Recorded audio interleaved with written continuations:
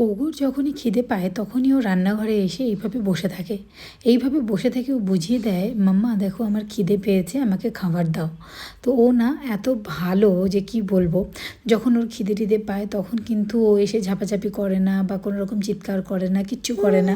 সোজা গিয়ে রান্নাঘরে গিয়ে বসে থাকে এবং বুঝিয়ে দেয় যে ওর প্রচণ্ড খিদে পেয়েছে। আর তখনই আমাকে বুঝে নিতে হয় যে না, এইবারে খেতে দিতেই হবে।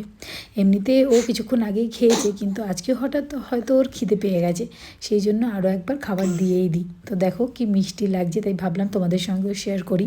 কি সুন্দরভাবে এসে গো বেচারা হয়ে বসে রয়েছে। তো চলো ওকে খাবারটা দিয়ে দিই। আর দেখো খাবারটা দেওয়ার সঙ্গে সঙ্গেই কিন্তু ও খেয়ে নিচ্ছে। ওকে আমি যেই খাবারগুলো দিই সেটা হচ্ছে বয়েল ভেজিটেবল, তার মধ্যে থাকে গাজর, কুমড়ো, মিষ্টি আলু এবং চিকেন তো অবশ্যই থাকে। তো সুন্দরভাবে দেখো খাইয়ে দিলে পরেও খেয়ে নিচ্ছে। হ্যাঁ, ও কিন্তু 6 বছর হতে চলেছে, এখনও পর্যন্ত ওকে খাইয়ে দিতে হয়। হ্যাঁ, মাঝে মাঝে ও নিজে থেকেও খেয়ে নেয়, তবে খাইয়ে দিলে হয় না যে একটু ভালোভাবে ও খায় আর কি। আর আমার মনটাও একটুখানি শান্তি পায় যে হ্যাঁ, ওর পেটটা সম্পূর্ণরূপে ভরেছে।